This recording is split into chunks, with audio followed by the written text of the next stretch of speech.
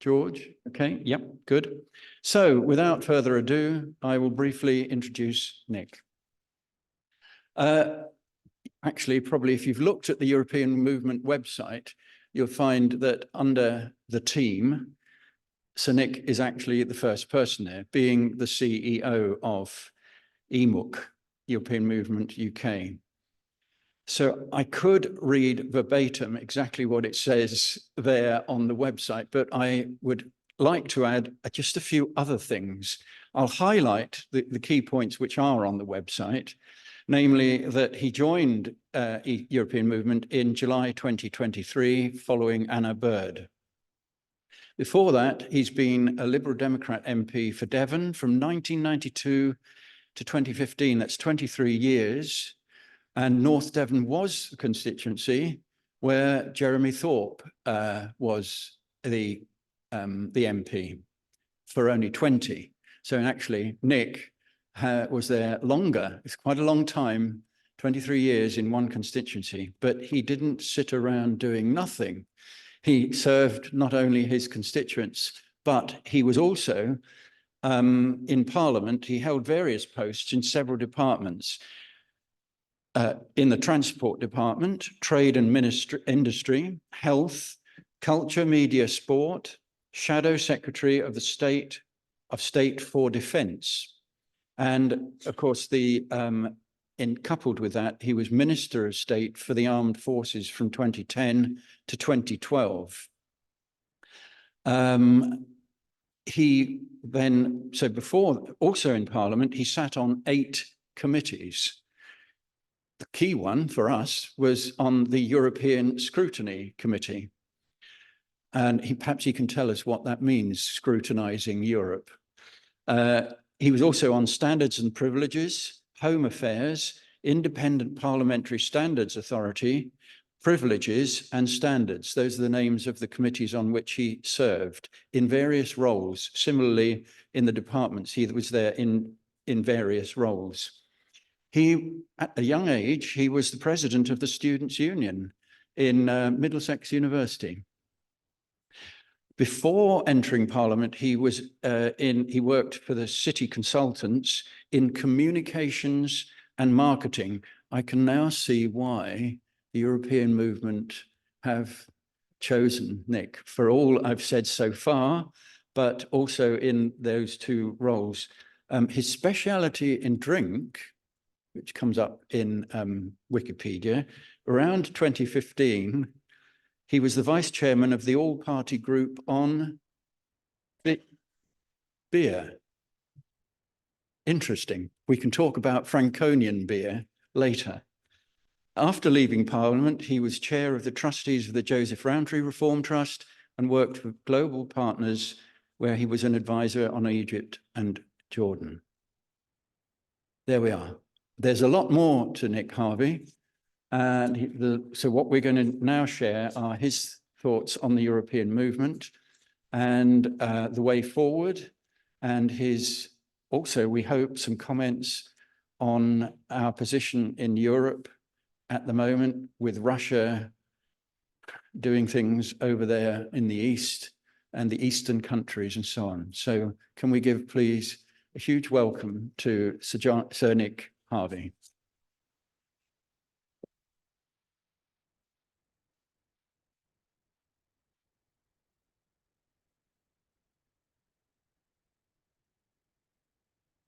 Well, Chris, thank you very much for that warm welcome. I think I have been drilled by Chris into exactly what is expected of me. You never do quite know when you go somewhere new what the form is and what will be expected. And thus it was that a British ambassador taking up his new appointment just before Christmas to be effective at the start of January, shortly after stepping off the plane, was asked by a journalist what would he like for Christmas.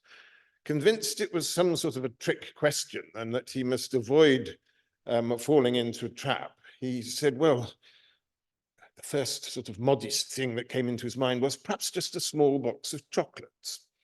And you can imagine his horror when on New Year's Day he tuned into the radio to listen to an item that said, when asked what they wanted for Christmas and the year to come, the ambassador for France had said world peace. The ambassador for Germany had hoped for all the starving people in Africa to be relieved of their pain and suffering. And the British ambassador had asked for a small box of chocolates.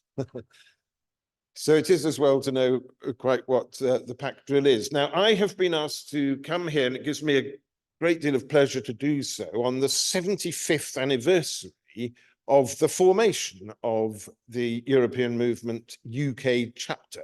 This took place in February of 1949 and followed on the conference in 1948, which had established the principle of a European movement for many different countries dotted throughout Europe. It was in the aftermath of war, and it was very much the hope of the founding fathers that the European movement would lead to a movement throughout Europe that would unite the peoples and the nations of Europe and put behind them the spectre of war and mass refugees and the sort of suffering that had blighted the 20th century twice in a matter of just some 20 years or so. Churchill was one of the founding fathers, one of those very much involved in it, and it was he, accompanied by Clement Attlee and the Liberal leader Clement Davis, who launched the European movement of the UK in 1949. I was just talking before the formalities began with Nigel Beaver about some of the history, because in the period between the formation of 1949 and our accession to the European Economic Community on the 1st of January 1973, the European movement was active, indeed feverishly active, in moving the dial nationally, in getting political, parliamentary, media and public support for the UK joining the European community. So we can just stop and think about that for a moment. That was a period of almost 25 years from conception to Britain joining. We then think about 1992, which was the first time that Eurosceptics started getting involved in British elections and throwing down the gauntlet about our participation in Europe. And it took them from 1992 through to the referendum in 2016 to bring about the objective that they had set themselves. So again, a period of some 25 years or so. And I say this just to make the point that the pathway back for the UK into Europe is also going to be a long one. But it's up to us, it's up to the European movement and those with whom we ally in our campaigning to do what we can to press the gas pedal and push this process along as best we possibly can. The decision that we made in 2016 was absolutely ludicrous. I think Michael Heseltine, our president, has described it as self-annihilation. What a remarkable position we were in. A small island in the North Atlantic, one of the 5 permanent members of the UN Security Council, probably the second most active force in NATO, leader effectively of the Commonwealth, and one of the big 3 in the world's most powerful and lucrative economic market. Absolutely remarkable position of influence for us to have worked ourselves into. And yet voluntarily we threw away the most important and the most relevant part of that amazing situation that we'd got. And what we have seen since is a diminution, a deterioration in our standing in the world, in our influence in the world. And when I have been working in the Middle East, as Chris mentioned, and further afield, people say to me in absolute astonishment, what on earth possessed the Brits to make this extraordinary decision? Nobody really, frankly, anywhere else in the world can begin to understand it. And it's small wonder, because it was just such a mind-bogglingly stupid thing to do. Now, last week, we had the Chancellor of the Exchequer delivering his budget. And he made a great song and dance of cutting national insurance by some 2%. But I would like to just take a minute looking at the scale of the economic hit the UK has taken as a result of wrenching itself out of the European single market.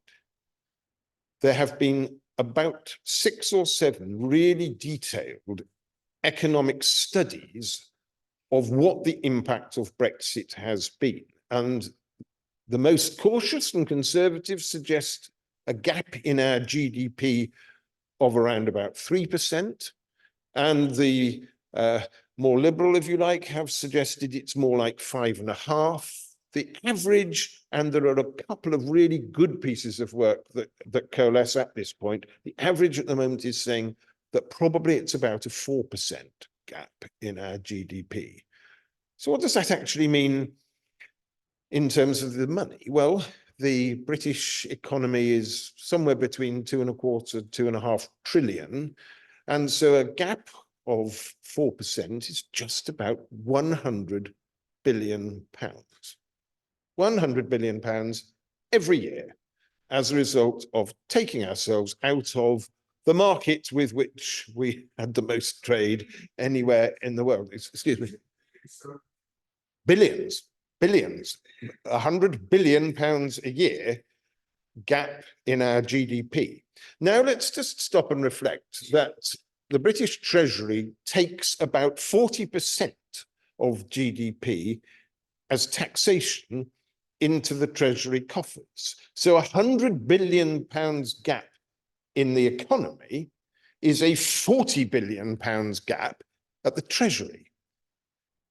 Now, you will remember the bus that said that if we got out of the European Union, we would save 350 million pounds a week, which could go to the health service or other British public services.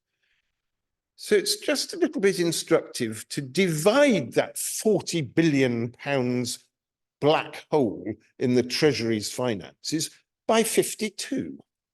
And what you get is 769 million pounds a week, more than twice the alleged saving.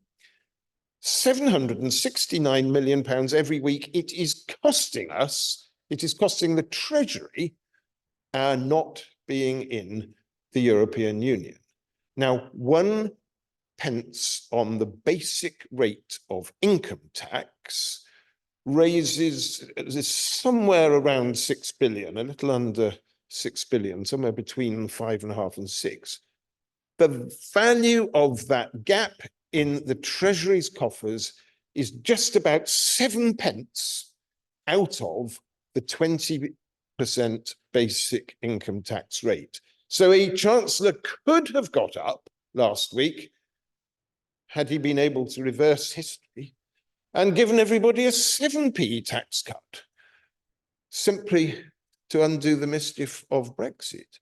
Or a more progressive chancellor could have used that 40 billion pounds to start repairing our broken public services, health, education, transport, the court system, ground to a halt, the prison system, the policing system, frankly on their knees, having unfortunately had in close family circumstances to observe mental health services, I can say that talk about them being on the brink of collapse is a tragic understatement.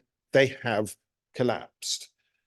And this is the damage that we have done ourselves. And I stand here and tell you with a degree of confidence that we will end up back at the heart of Europe because we just can't afford not to. And it will be this economic driver, it will be this financial imperative that will influence governments of whatever political persuasion over the next few years, that they have got to get us back into a closer relationship with our European friends and neighbours and allies and economic partners. There is seriously no alternative. Now, a few months back, I listened to a very interesting podcast by Steve Richards, formerly of The Independent and the New Statesman.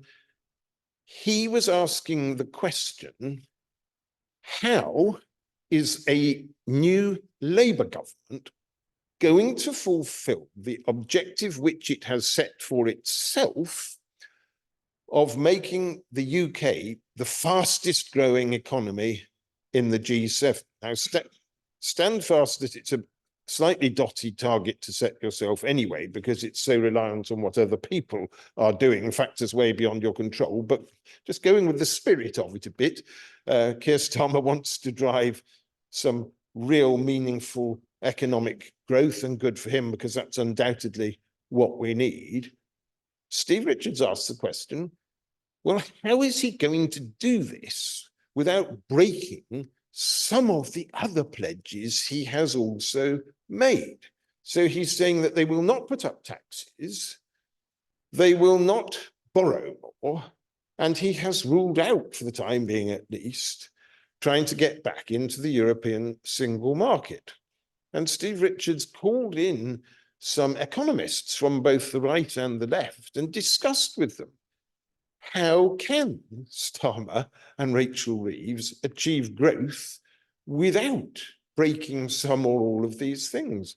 And although they were coming from very different perspectives as economists, his panelists agreed that Starmer would have to break not one, not two, but all three of these things if he was going to bring about any effective growth whatsoever.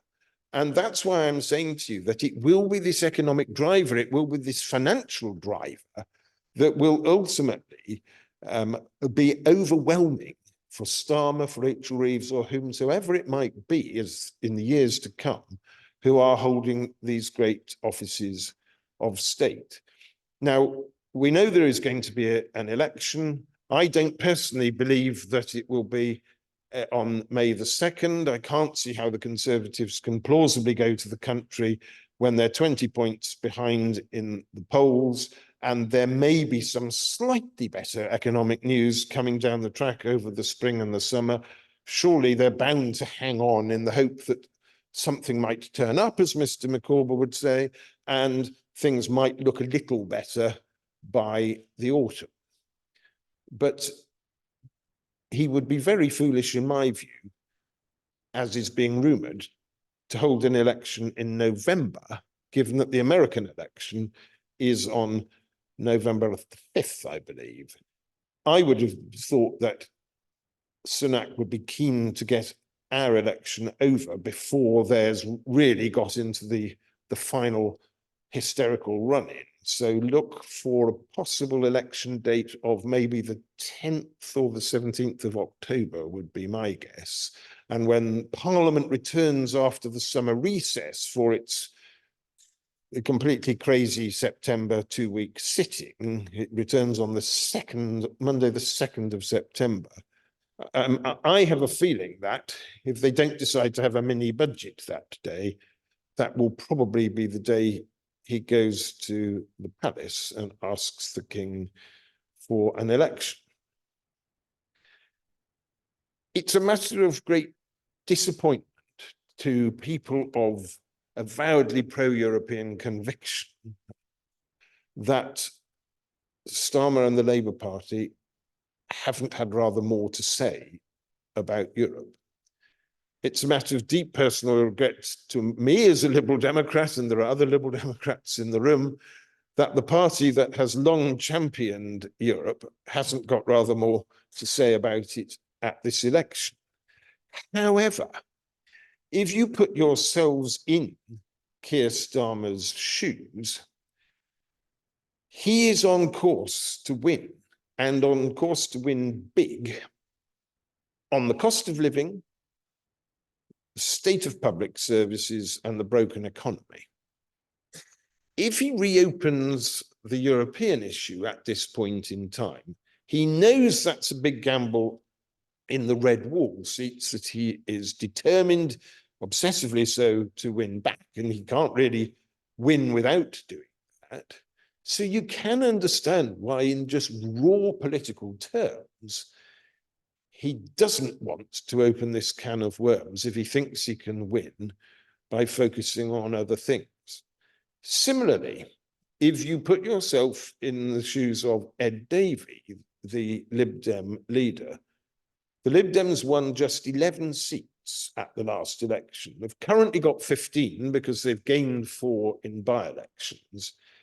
It's perfectly plausible that they could win 30, 35 seats at the election later this year. But if they do so, half the seats that they will gain are seats which voted Leave in 2016, like my old seat, North Devon, which voted Leave.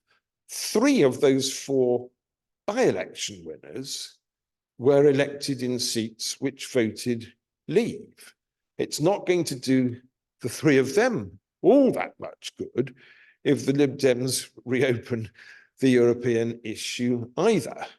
And so you can understand, however much you might frown, why he is doing that too. You then might ask yourself the question, so surely even the Conservatives, albeit from their own crackpot end of the telescope on the issue of Europe, surely they're going to raise it. But actually, no, they're not particularly keen to raise it either. Now, we in the European movement have just commissioned a major polling project. We know that about 20% of the British public is determinedly anti-European. They're Little Englander nationalists. They think probably that the 4% gap in GDP is well worth paying to have back our sovereignty and our ability to make our own laws. I'll come back to that in a minute. About 25%, probably just slightly more, like I think many of the people in this room and joining us online, are internationalists in their outlook and are committed pro-Europeans. But this leaves 50%, if not slightly more, in the middle. And they are not one blob. They are many and varied people up and down the country coming at the whole issue from many different perspectives and angles.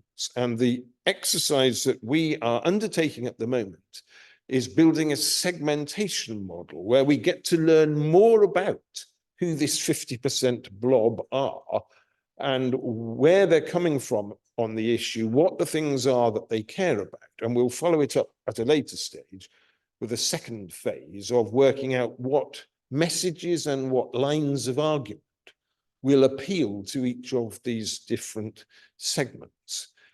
But those who have been conducting this polling have come back to us at headquarters, shaking their heads and saying, my goodness, it's even worse than we had realized. They've been sitting in at focus groups and saying, you know, the level of disinterest in the European issue, the total lack of understanding of the part that it plays in some of the misery that people can see all around them, has left our own observers of this work realizing just how immense the challenge before us is to go out and make people join the dots and understand the connection between some of the real problems that are affecting people's lives and Brexit being the root cause of quite a lot of it.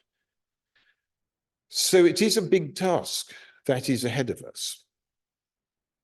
Not only was the financial prospectus that people were sold, that £350 million on the side of the bus, not only was that a complete piece of chicanery and nonsense, but so too was the other argument that ran alongside it, that somehow or other our sovereignty would be improved by leaving and we would be taking back control. Well, how's that going?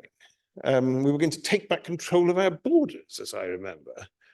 And yet that seems to be as much of a problem, if that's the way you choose to see it, as ever it was. It doesn't seem to have transformed our prospects. The fact that we are now not in a cooperative partnership with our European neighbours, and most of those who end up here claiming asylum come through the European mainland on the way, by choosing to disconnect ourselves from Europe-wide work on that, we've made things more difficult for ourselves, and we have in truth got less control than we had in the first place. But far bigger than that, anyone in the world who wants to sell into the world's most lucrative market, the European single market, anyone, whether they're American, Chinese, Russian, Indian, Brazilian, Korean, no matter who they are, if they want to sell into that market, they are obliged to conform to the regulatory regime in that market. And they are obliged to accept the jurisdiction of the European Court of Justice, because that's just the way it is. The European Justice is the arbiter of the rules and regulations of the European single market. We are right on Europe's doorstep. Trade with Europe is an absolutely fundamental part of our economy. And we are now in the same position as the Americans and the Chinese and the Russians and the Indians of being rule takers. We just have to go along with it, whatever those European rules are. But before Brexit, we were rule makers. And we were highly influential rule makers. As one of the big three economies in Europe, we were one of the most influential rule makers. And actually, although we didn't always behave brilliantly well in Europe, the sort of pragmatism that British negotiators often brought to some of the rule making usually meant that they got a pretty fair hearing, and the things that the British said got a pretty fair wind behind them. So the idea that we have somehow or other enhanced our sovereignty as a result of leaving is absolute opposite of the truth. We now have absolutely no control over these things, which we used to have a serious degree of influence in. Now, public opinion is shifting. I'd love it to shift faster. I'd love it to shift further, but it is shifting. It is going in the right direction. 48% of the public, by definition, thought that Brexit was a bad idea and was going to work out badly when they cast their vote in June 2016. Today, the proportion of the public who think that it's working out badly is just about 60%. And this isn't a flash in the pan. Polls for the last 2 years or so have been pretty steadily showing that. Sadly, this doesn't mean that 60% of the public are ready to reopen the national debate, have another referendum, and make an early decision to go back into Europe. Because when you ask in those opinion polls the question, do you want to reopen the national debate? A lot of that 60% run away. Do you want another referendum? More of them run away. Are you ready to go back in? More of them run away. And the percentage of hard support that will say yes to all of that gets down to about a 20% level. So that does tend to bear out what my colleagues have seen in these focus groups that suggest there's a lot more to be done. 3 things have to happen before the UK can go back into the European Union. Number 1, a British government, a British Prime Minister, has to apply to the European Union for accession. And that is a huge gamble for a British Prime Minister to take. Ask David Cameron. Let's suppose that Keir Starmer is going to be the Prime Minister for the next 5 years, perhaps for the next 10 years.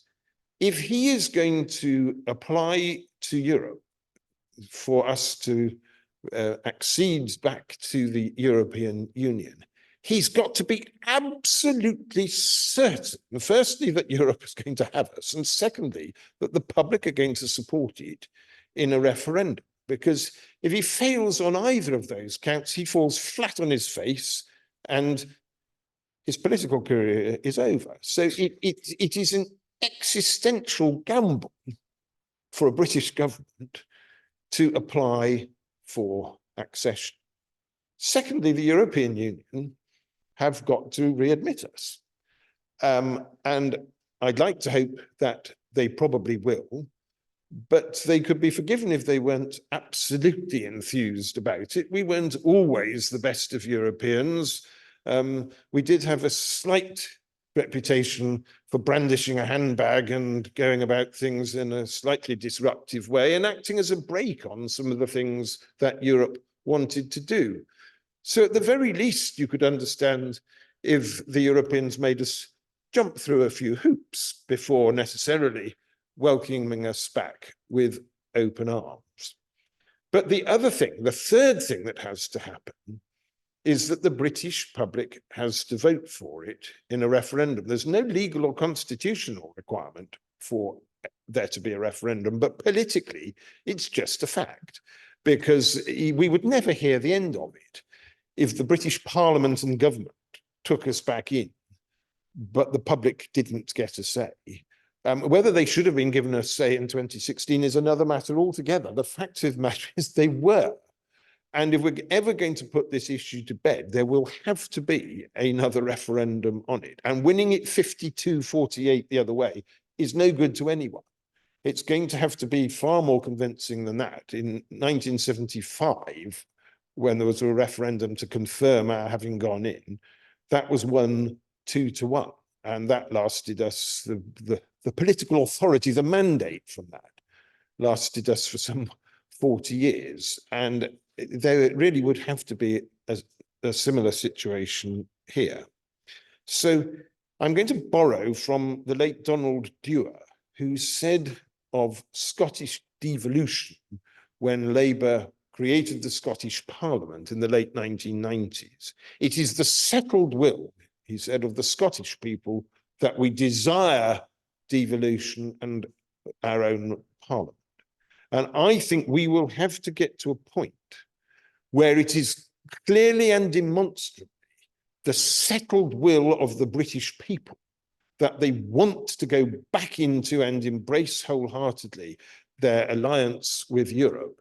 And that will have to be demonstrated before either of the first two things can happen. I'm not saying the referendum has to happen, but a Labour Prime Minister has got to be convinced that he's going to win that referendum convincingly.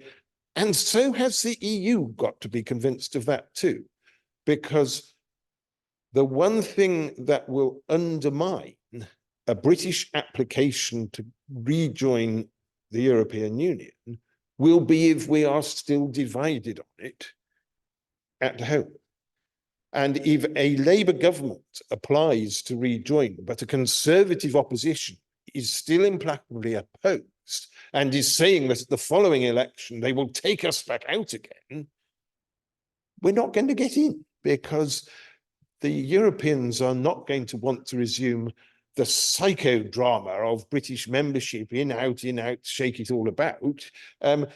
We're going to have to convince them that it is the settled will of the British people to go back. So I tend to infer from this that we have got to either deliver the Conservative Party back into a pro-European condition, or proportional representation, or possibly both. But these are the scale of things that have to be achieved before we can get back in.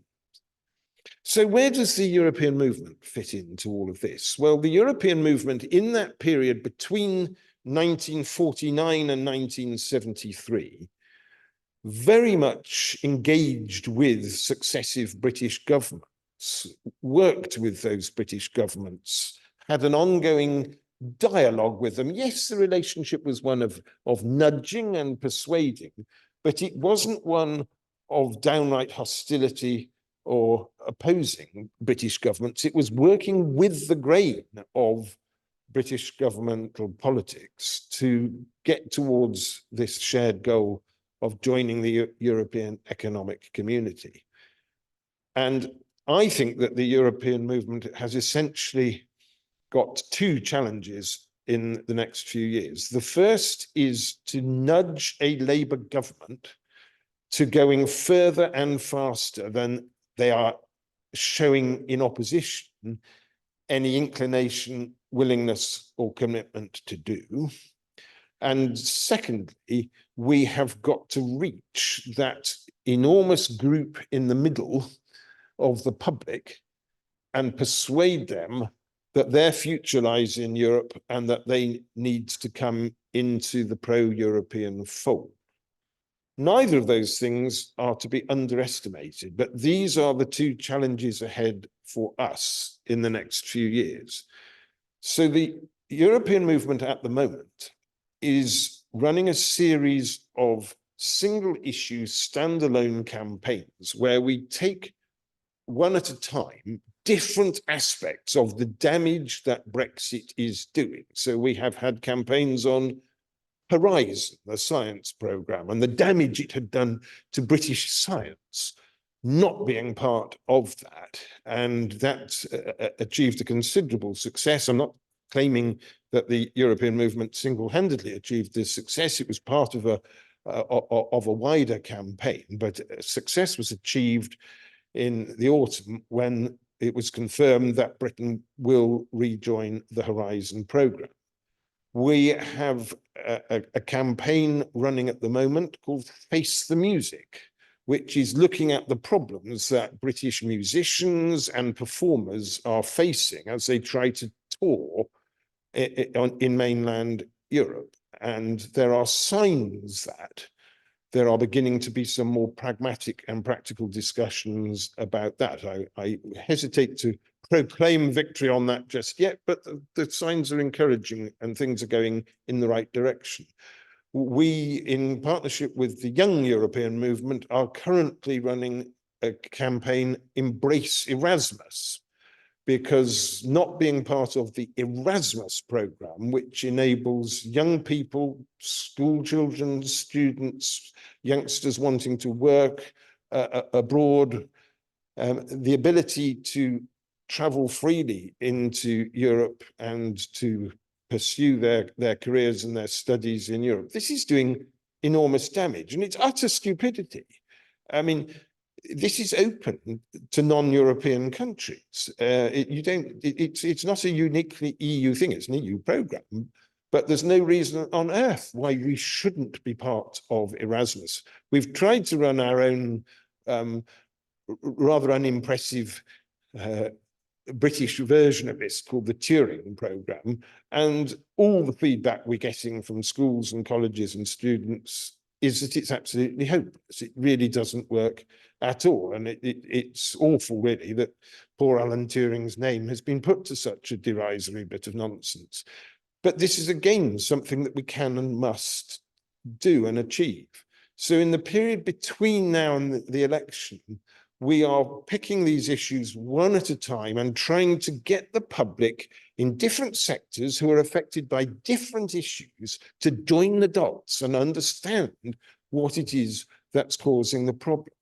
After the election, if we've got a government with a more pragmatic, more positive, more open-minded attitude towards Europe, we will then move into a next phase of actually encouraging them to find some practical solutions. There's not really, to be blunt, much point doing that very much with the current government because they're not really looking for solutions. They're still posturing, really.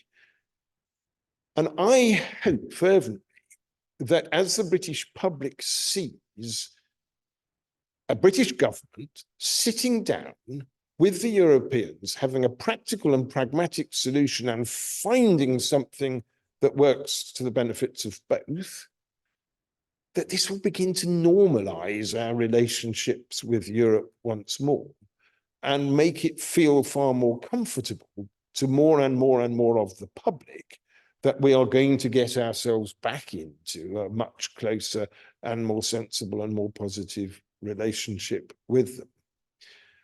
And the strength of the European movement is you. The strength of the European movement is our network of over 120 local groups all over the UK who will get out into their communities and engage with them on precisely these sorts of issues. So when we've been running some of these standalone campaigns, I'm pretty sure you've been doing it here as well. Our campaigners have been going out on street stalls, they've been going out door to door, they've been working in their communities, in their workplaces, with their families, spreading the word of the campaigns that we are running and trying to encourage more and more people to just engage with some of these issues and gain a greater understanding of it. We have to be incredibly careful how we put some of this messaging to the general public, because if we try and rerun the arguments of 2016, we're not going to be thanked for it.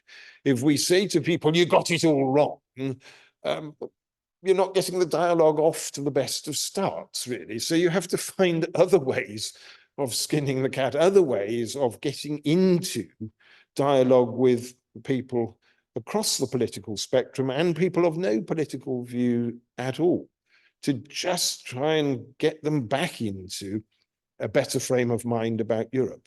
When we went into the EEC in the early 70s, an entire generation had bought the vision of what Europe was, of what it was for, of what it could achieve.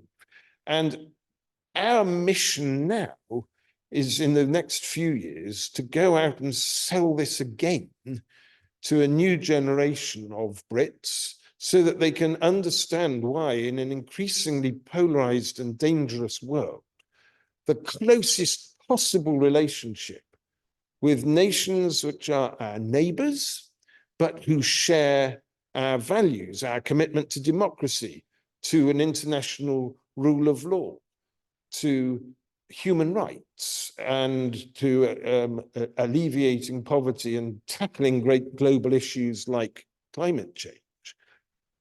You cannot take for granted that all the countries of the world are in the same place as us on these issues, because they're not.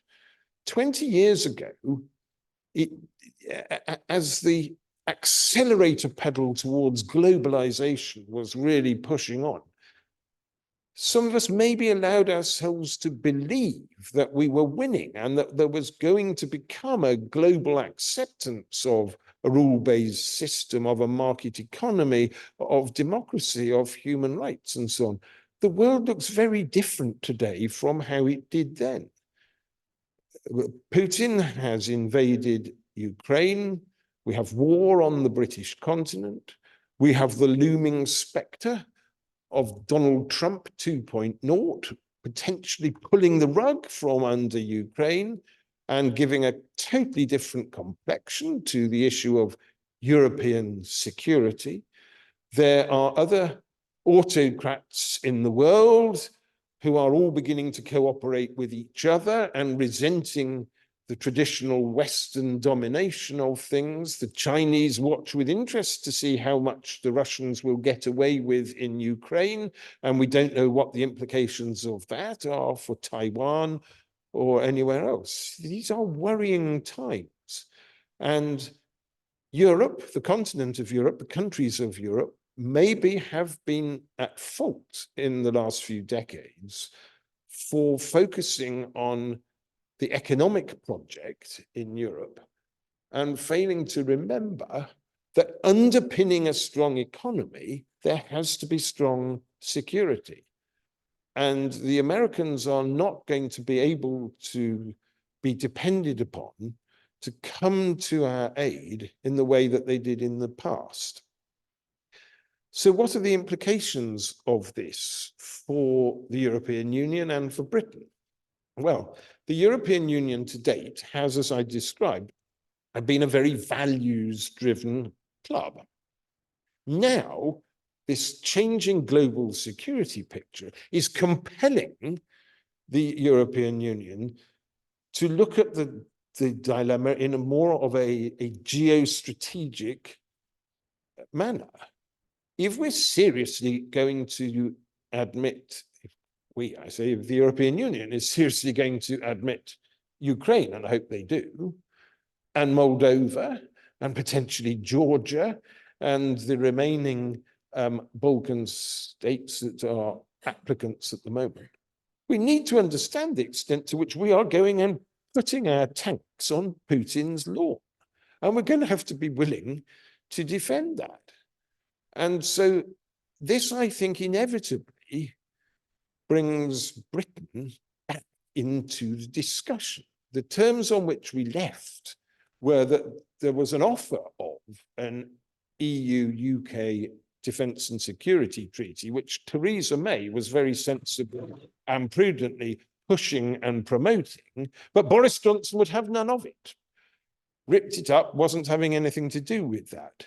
Ursula von der Leyen reminded the UK just a few weeks ago that that offer was still on the table. And very interestingly, David Lammy, Labour's shadow foreign secretary, immediately responded and said, yes, this is something that we fully intended to return to and to take up.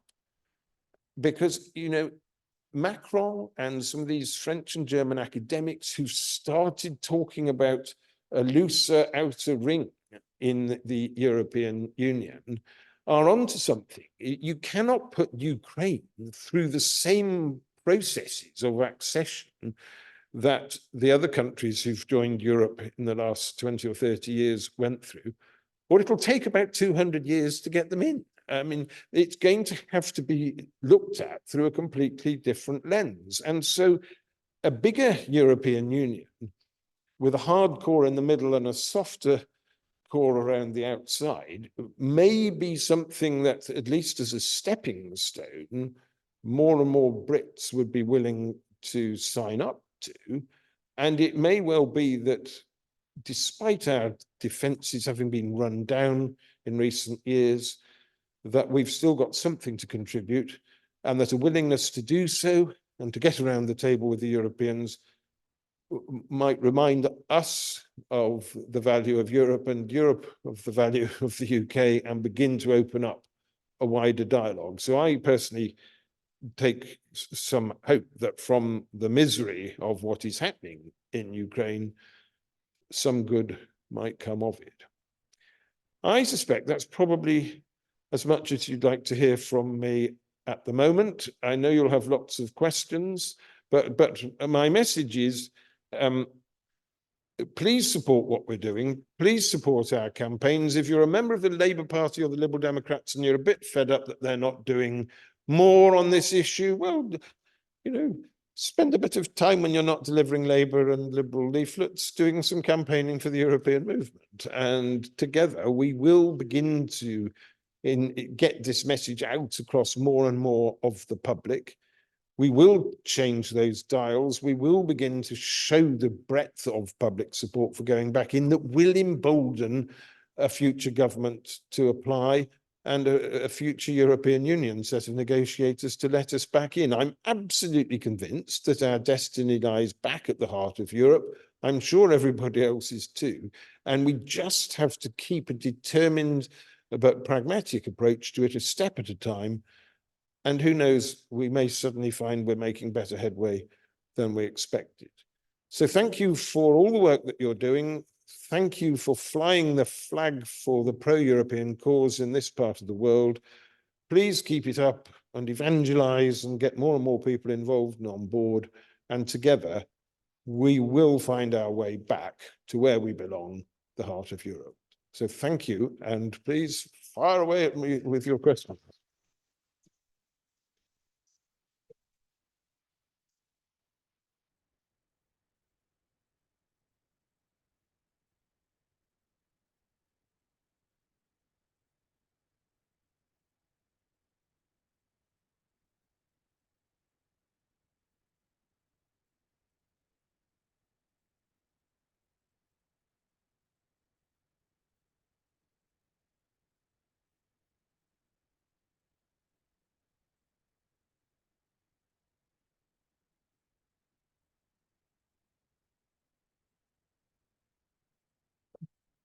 Okay, thank you very much, Nick, for that outstanding talk and sweeping us through from post-war times, giving us a background to the European movement, taking us through some very carefully thought out facts and figures with the billions and the figures there and the figures on the side of the bus. And then finally talking to us about the European movement, which of course, which is what we are a member of and which we want to hear a lot about. So thank you very much for all that. I have got some questions myself, but I think I'd rather hand over to, we'll start with some questions, if there are any, from here in the front, in the audience. Can I just ask, I'll hand this mic, this is the roaming mic. So we've got people who are in charge of the roaming mic. Do you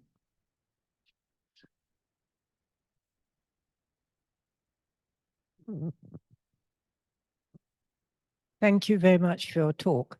It strikes me that if there were an inner ring and an outer ring, and the outer ring consisted of Moldova, Georgia, Ukraine, and so on, it would be very humiliated for the United Kingdom to be part of any such group unless you could persuade Norway, Switzerland, and others to come in as well. And I wonder if the suggestion for a Europe of nations, which has been put forward actually, I think in Italy, might not be a better sort of approach.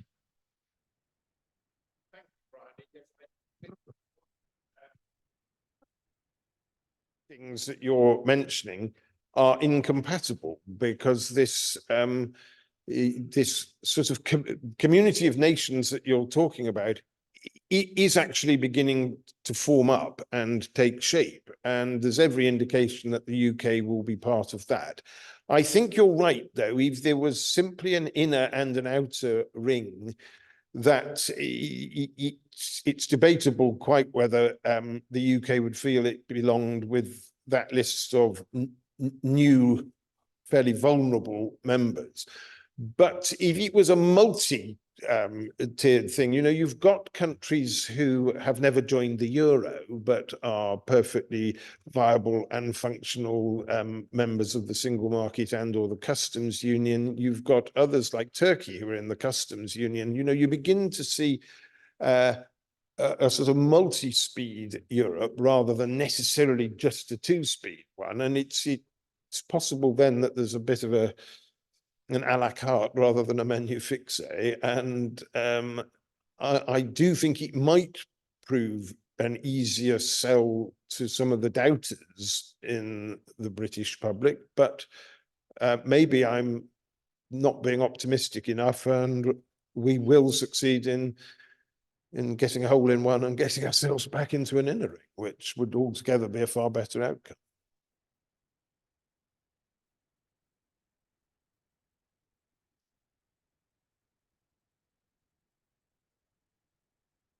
You talked about the of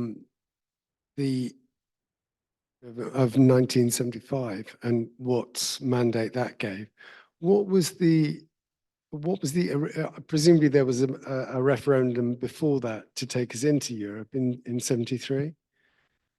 Referendum to take us in. We went in after Parliament passed legislation in 1972 saying that we should go in, and we took up our place on the 1st of January 1973, along with Ireland and Denmark, if memory serves me correctly.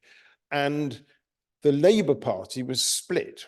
It was the Conservative government that had taken us in, and there were big schisms in the Labour Party. And the only way that Harold Wilson, who was a pretty adept political manager, kept the Labour Party all in the same tent, as it were, was to promise that he would hold a referendum after they got in, which they did in 1974.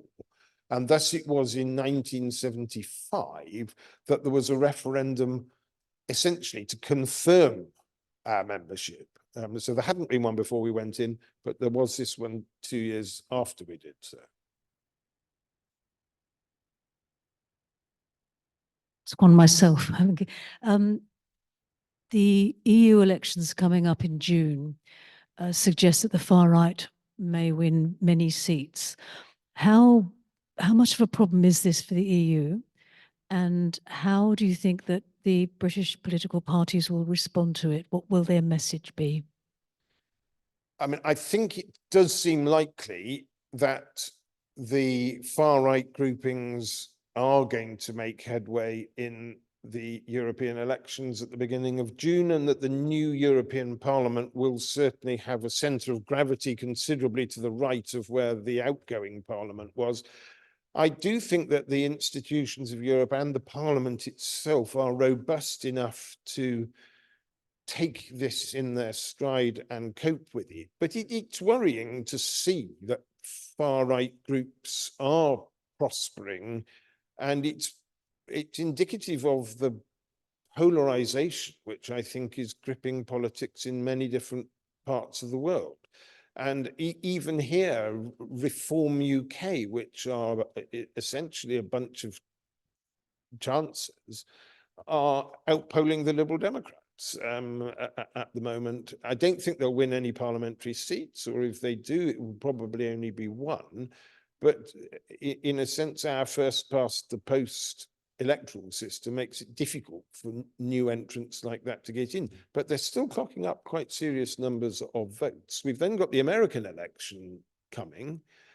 And I mean, goodness alone knows what the outcome of that is going to be. American society is bitterly and deeply divided. And frankly, in a country where gun ownership is an absolute part and parcel of the culture, I do worry what the fallout might be if, yet again, people who are convinced they've got a divine right to win elections were to find that they hadn't. I mean, these are very real issues, but we're certainly not immune from them. But I don't think that the European Union will veer off in a different direction after June as a result of it. But there'll have to be some quite adroit political management.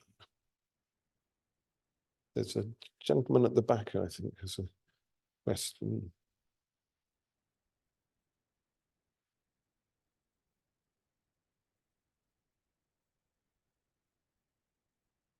Take a question from the floor and then we'll get some from online. Yes, here's a question from John Bassendine, a security question. Should all UK's defence effort in Europe be via NATO, or is there an extra option via the EU?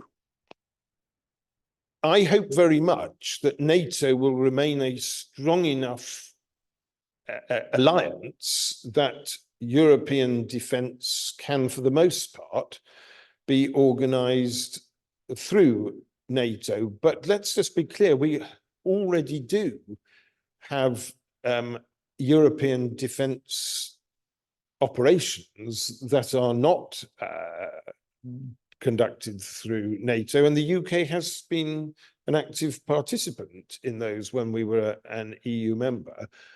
I don't think that being outside the EU should prevent UK forces from participating in EU defence operations. I'm perfectly relaxed about members of the British Armed Forces going into action either under the UN beret or under a NATO command, or under a unilateral British action, or as part of a European one. So I think we shouldn't get ourselves fixated on the either EU or NATO, but there are times when the EU, or let us say the countries of Europe, want and need to do something that isn't of particularly profound interest to the Americans, who are the biggest part of NATO, and we've got to be able to do that as and when we need to, and we'll be in a much stronger position to do that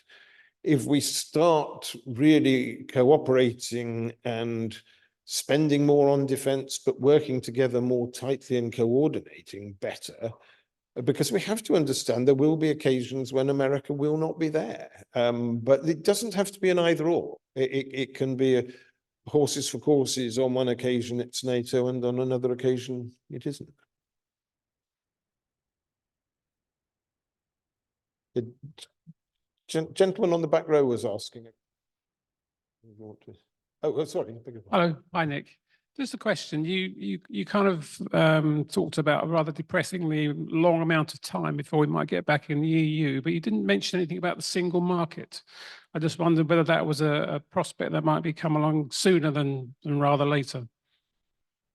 I think that rejoining the single market or rejoining the customs union, which might actually be an easier first step than the single market, I think they are realistic possibilities. They're not quite as straightforward as they necessarily look, but they are possibilities.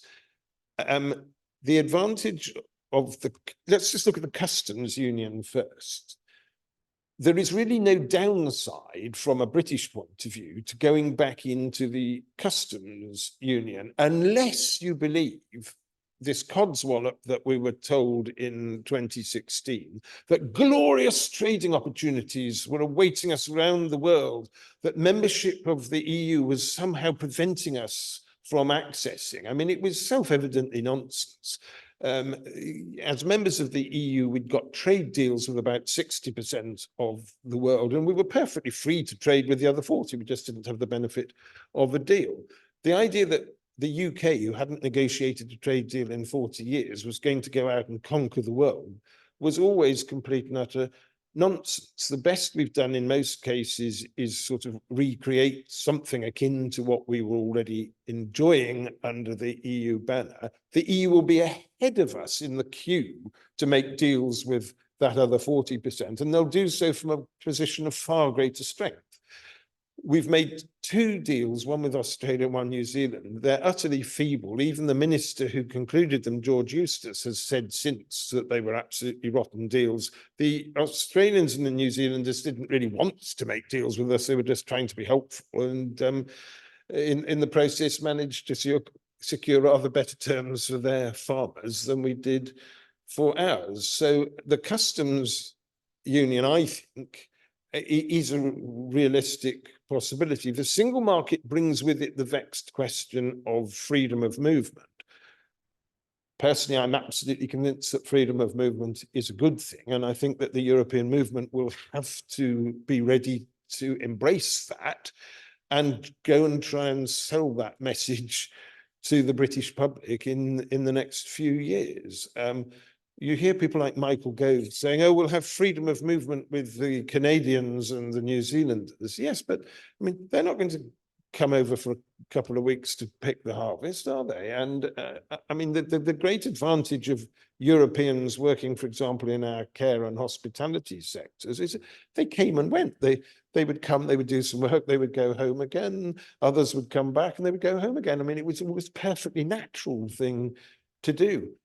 We have, in common with the whole of the industrialized world, got a demographic problem. We've got too many people of retirement age drawing on public services relative to the number of people we've got in the workforce. This is why Angela Merkel was prepared to risk the wrath of the German voters by declaring quite a relaxed and liberal policy towards refugees, because she knew the German economy needed those people to come in and work for them. So do we. But when, by the most Darwinian of all processes, the strongest survive all sorts of privations and so on, and find themselves clambering up our beaches, desperate to come and contribute to the British economy, what do? Well, we round them up and try and fly them off to Rwanda. I mean, it's totally a case of cutting off our nose to spite our face. So I think that freedom of movement is something we must sell as a positive, because it's good for British people too. Our youngsters have had their European citizenship stripped away from them, and their ability to go and do things all over the world as Europeans and as part of Europe not only in Europe itself, has been badly not. So there's a positive case to be made. And if we could do that, and if we could make some progress in detoxifying the freedom of movement issue, I think that a Labour government would be at some point further down the line perhaps willing to begin to, I'm not too sure they'll do that in a first term, particularly as they've ruled out the customs union and the single market for now. I don't think they're going to win an election in October and start getting us back into either of those come November. But I do think ultimately that those could be stepping stones on the way back to full membership.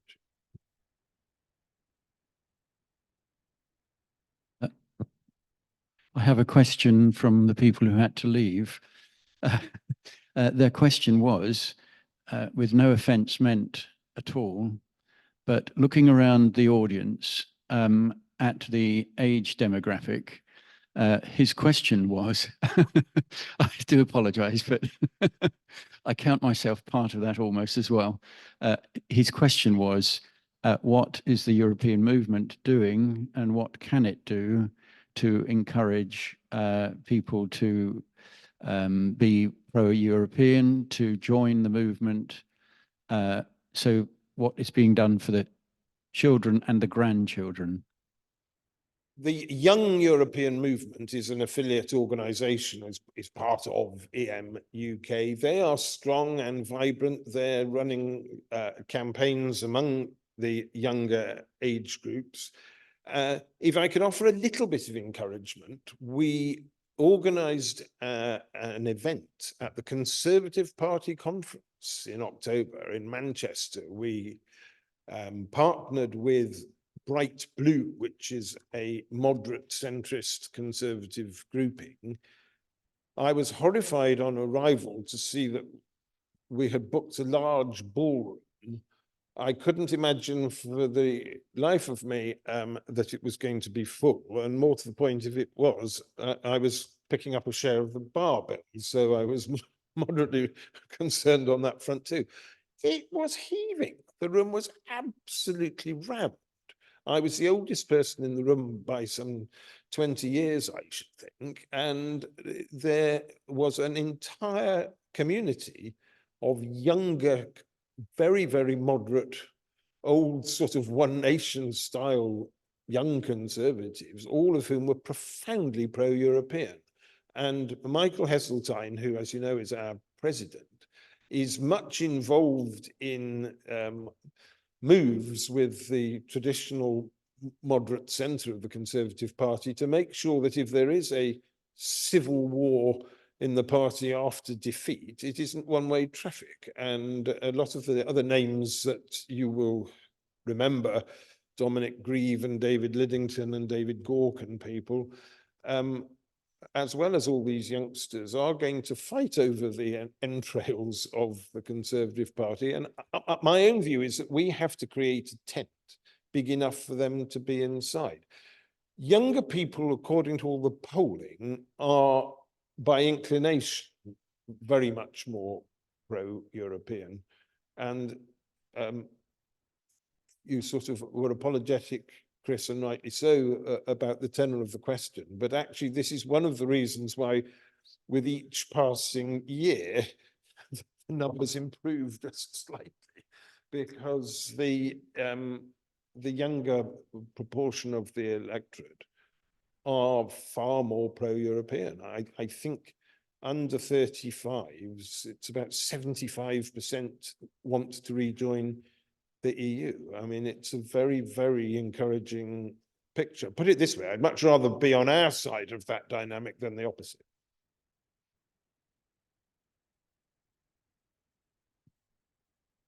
I'd also add that a lot of our staff, we have a very talented young team at the European movement. Again, I'm the oldest by about 20 years, but they are very talented young people who are really, really good communicators, understand social media and the way to reach new audiences. And a lot of that work is actually reaching parts of the electorate that mightn't be here tonight, but they do know about some of the campaigns. There's a question from Beth from here. Question: would you support rejoining if the EU insisted on the UK using the euro? I don't think the EU would insist on that. As I've said, the Danes and the Swedes, I think I'm right, am I not, in saying that neither of them has ever adopted the euro, or maybe one of them has. No, I don't think either of them have. Neither, yes, yeah. So I just think the EU will be more pragmatic about that than one might think. I mean, are they going to insist on Ukraine, Georgia, and Moldova joining the euro? I'm not so sure they are. I mean, we don't know quite when this is going to be, and it's perfectly possible that by the time we get there, the economic case for joining the euro may be very attractive and very, very strong. But I don't think it's right to allow this to become a bone of contention or a deal breaker. There will just, I mean, I'm coming back to my point about the sort of geopolitical, geostrategic imperatives. I just can't see this being an issue that breaks the deal. I really can't.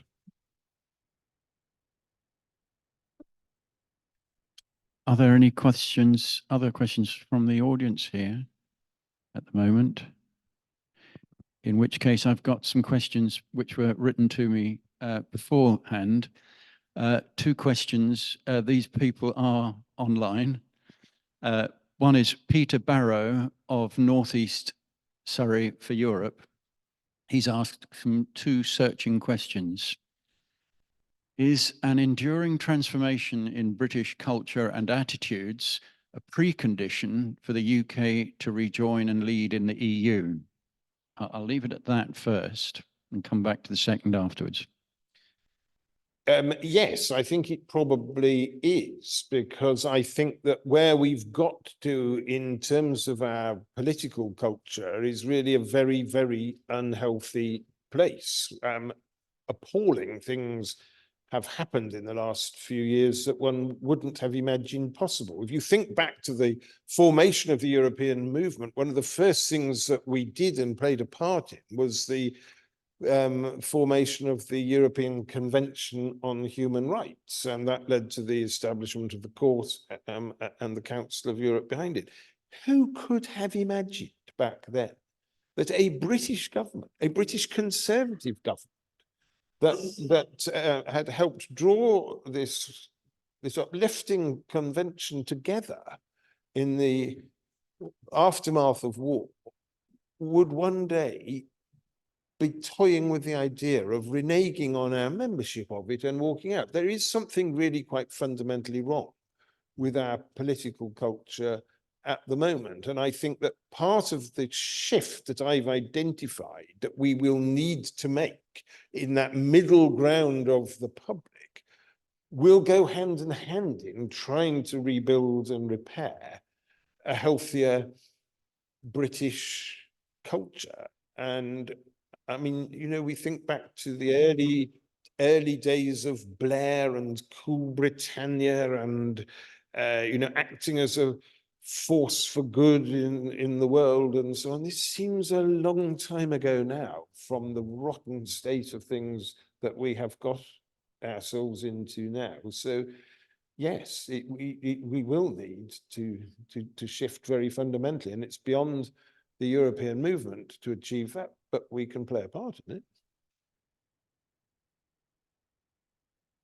Okay, so actually now comes the crunch in the second question, which you've alluded to. If that is a precondition, can the European movement take the lead role in bringing about such a transformation? If not, who or what can lead that transformation? the European movement can play a role in it, but lots of other organizations would have to do so as well. All sorts of campaigning and cultural bodies, bodies that would bring together the different communities within the UK. But a lead, I'm convinced, will have to come from government. You know, you will have to get back to having governments that seek to create a big tent, as Blair put it, or a big society, as Cameron put it. You know, this sort of shift can't take place without government being part of it, because government controls the money, government has access to the media, government makes the weather in a lot of senses. So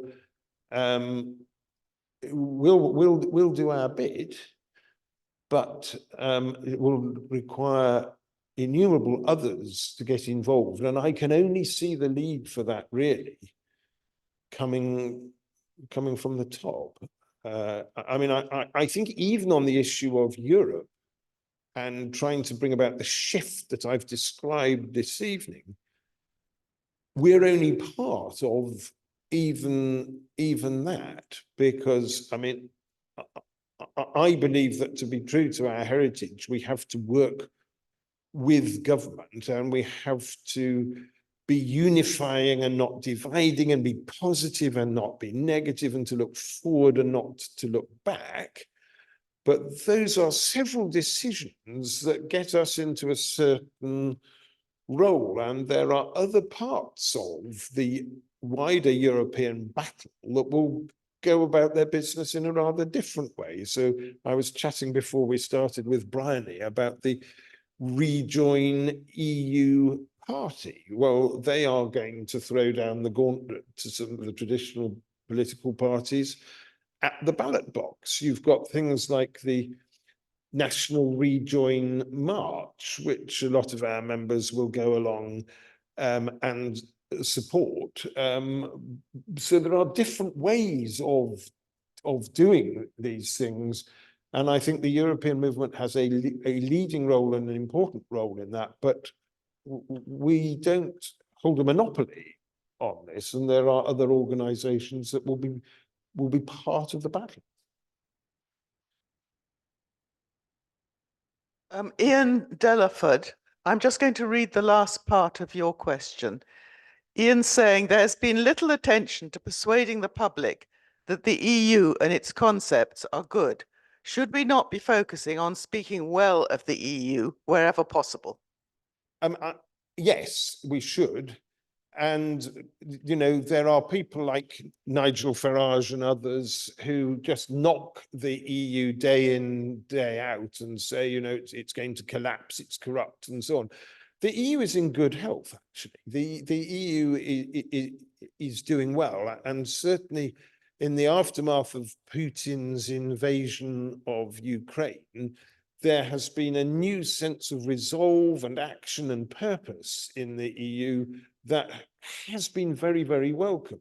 So, yes, we must. It's an absolutely core part of the European movement's objects to get out and sell the benefits of the European Union to the public. But part of the soft appeal to people who don't really know anything about it is to try and talk up Europe itself, as its culture, its history, its friendship, and so on, of which the EU is the sort of overarching piece of architecture. But I think if we're going to shift public opinion on the scale we need to sell an internationalist vision of a friendship with the nation states of Europe, as well as a commitment to the European Union as a force for good in the world. I have another question from online, and this is from David Cairns, a name you may recognise with the Education Working Group, and from Tewkesbury. The odds on a May general election seem to be shortening. what contribution does EMUC envisage making to the general election campaign whenever the general election happens? Yes, I don't agree that a May election is looking particularly more likely. If the budget had sort of scored a bullseye, perhaps it would have increased the prospect of a May election.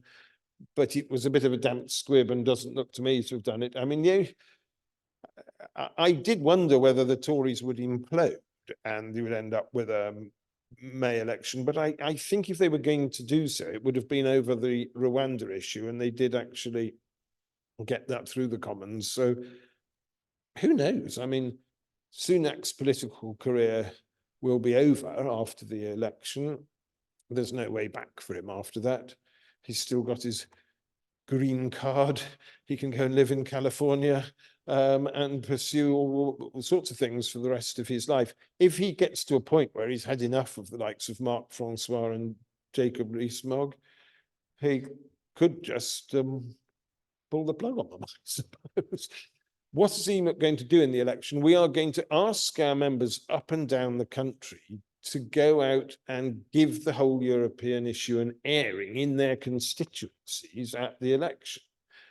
We want them to engage with the candidates and explain to the candidates that we are not going away. The issue is not going away. It's absolutely fundamental to Britain's future prospects. We want them to write to their local papers, engage in their online forums, attend hustings, and just make sure that the public hears about the European issue in the context of all the problems that are gripping us. What I think we will try and avoid doing is making enemies of the MPs who will need to be our closest allies in the next Parliament. So it's no good making demands or asks of Labour candidates, which their party headquarters will order them not to respond to, or we get off on completely the wrong footing with the very people who will be our key interlocutors in the next Parliament. So it's tempting to go out and shout at them, but my serious advice is don't. That's very encouraging to hear, actually, Nick, because you're right, it would be the wrong thing to do. We're very fortunate here in Canterbury of having Rosie Duffield, who, I mean, we campaigned together. She campaigned together with us for all the marches, came on some of them. She was indeed at the last march in September last year. And I know that she's fully on our side. So we are very fortunate here in Canterbury. I think we're coming up to the time where we need to come to an end, but perhaps I'd like to ask you just to give our audience online and our audience here some thoughts on, well, I'd like to say that in my view, the European movement is definitely raising its profile. You look at the website, you look at the webinars that they're doing, and you look at, there was a speech by Mike Goresworthy in Northeast Surrey some time ago, recently, and there's clearly a very good strategy there. And I think that's something that you should be proud about, and it's something that you should shout out loud about. And I think I'd love to, you know, everyone here to be ambassadors for the European movement, because they are upping their game. And I'm aware of it in many aspects, being the chair here and attending other events online. So Nick, as a final word, could you sort of tell our members online and here, can you encourage them? And can you raise their morale and maybe talk to them briefly, very briefly, about the European dream, which I mentioned to you last time we met? So Absolutely, Chris. Thank you for that. I mean, the great thing to say is that the European movement is growing. It's growing fast. We are now up to 22,500 members. We've got a further 250,000 supporters who we engage with regularly online and who give us money in response to appeals, as well as the members giving us their subs. So we're growing our infrastructure. We're growing our modern campaigning techniques. We are improving and getting better. We are shortly, Chris, going to have a full day's symposium with different people coming from different campaigning organizations and from different political and governmental backgrounds to look at theory of change, what it is that we need to do as a movement in the next 5 to 10 years that will have the consequences that I've been talking about tonight and will achieve the changes that we want to achieve, because there are different ways of going about these things. And we want to draw on all the wisdom that we can in plotting our way forward. We are busy putting back together some of the coalition from the 2016 to 2019 period, when the People's Vote was the banner under which a lot of different European groups coalesced. And they've still got 400,000 strong database of supporters, which they have very kindly agreed to allow us now to have access to and to get into a regular dialogue with the people on that list. So there's I mean, some of them will already be known to us and on our list, but there is a real prospect of another sort of incremental growth. But the difficulty we've got at the moment is we're having to make our own weather. We're having to promulgate our messages through social media, because the mainstream television and newspaper media at the moment are just not really focusing on the European issue at all. But these things come and go. If you get a government that's beginning to talk about it positively and a parliament that's beginning to talk about it positively, and the media start responding to that, we are ready to really get in with the positive voice. Our press team puts out some really good stuff, but if it's not where the media attention is at the moment, it can be a bit disconcerting. But everywhere I look, the signs are positive. The polls are all going in the right direction. The public are slowly joining those dots that I was talking about. And the biggest thing that could possibly happen that would change the weather is getting a government that's got a positive attitude towards Europe. Once that is achieved, all manner of things become possible that just aren't at the moment.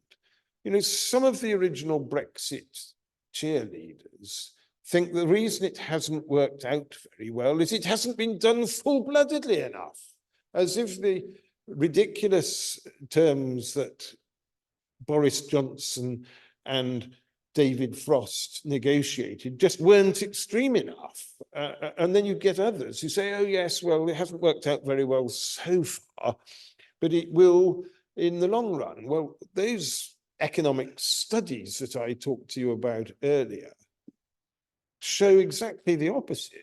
That £100 billion gap in the economy now is set simply to grow and grow and grow and grow inexorably as the years go by, unless a new government changes course and re-engages. And I stand here tonight optimistic, because I think we're going to get a government that has a different attitude. It may not shout it from the rooftops, but it will start engaging. Do you know, even Sunak showed that sensible things can be achieved when he struck a very different tone from Boris Johnson and Liz Truss and sat down with the Europeans and negotiated the Windsor Agreement over Northern Ireland.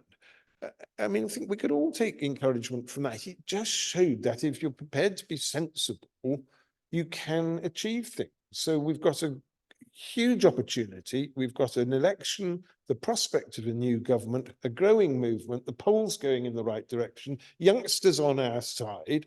My father got a vote in the referendum at the age of 98. He said he really couldn't understand why they were giving an old fart like him a vote in the election. He really didn't feel he ought to be having one, but they were denying the vote to 16 and 17-year-olds, all of whom wanted to remain. So although he wasn't quite sure one way or the other, if all the youngsters wanted to remain, he was going to go out and vote to remain, because he thought that that was the proper thing to do. And the truth of the matter is that the younger generation are resolutely pro-European. And so we're marching with the tide of time and history as well. But we need to encourage all our members and get as many people out campaigning in our colours as we can in order to make this crusade go further and faster. Right. That's a wonderful note to end on. And I'm very pleased to hear that I think we've been party to two announcements that haven't been made too publicly. One that about the number of members on the database of the People's Vote, and the other one about that symposium that's coming up. So very proud that maybe it's been the first announcement here. Can I now just thank you very, very much indeed for a very interesting talk. And you came here empty-handed, and I wouldn't want you to go away empty-handed. So as a token, a gesture,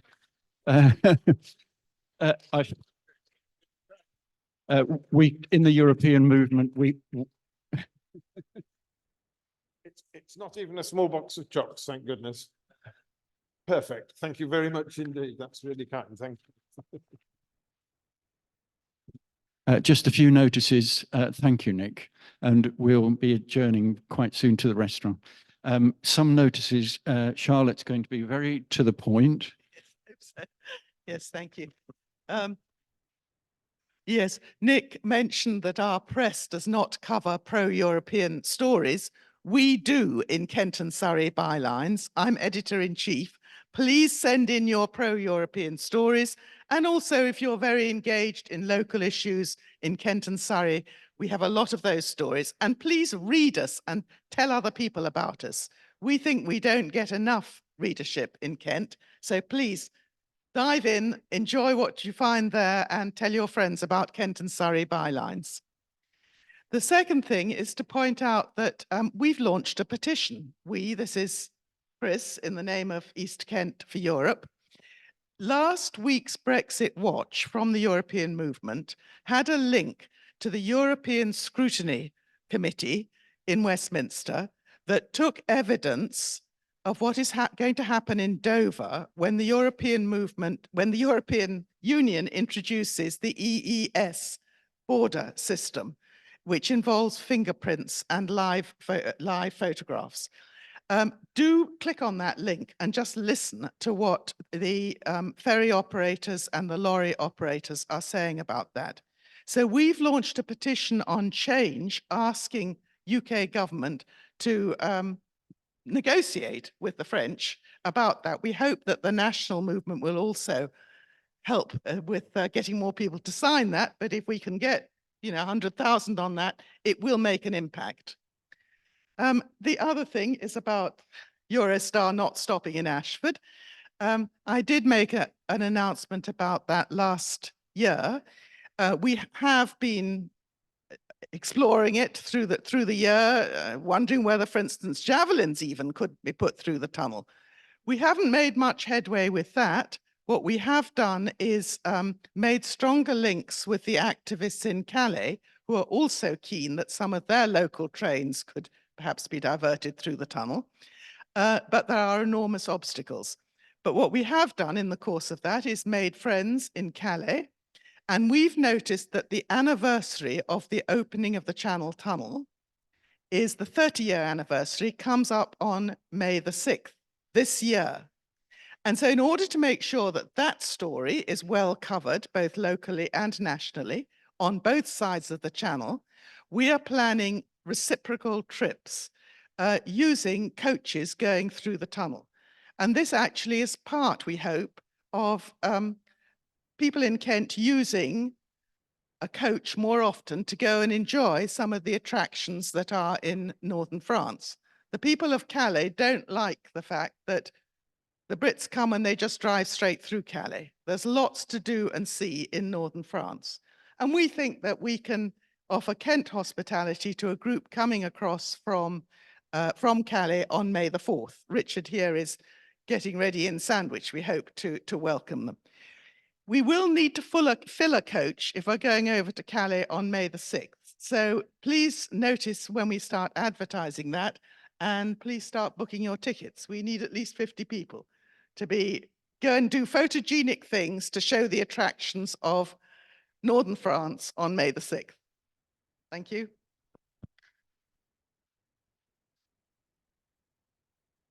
Final word, Charlotte, the vice chair, is doing wonders. She's really spearheaded this whole thing since last year. And we've been, she is, her tenacity, and she simply won't give up. And she comes across an obstacle and then she's found a solution next day. So really, we would wish you to support that. She's doing grand work on that. Here, to those of you out in the audience there and online, well, online's different, but here in the audience, it's great to see you as local inhabitants of Canterbury, I suspect. And it would be great to see you more often. We want to reach out to our members and supporters in this area. So the Euro Cafe is something we had at the end of November, and we are aiming to broaden that and get that going.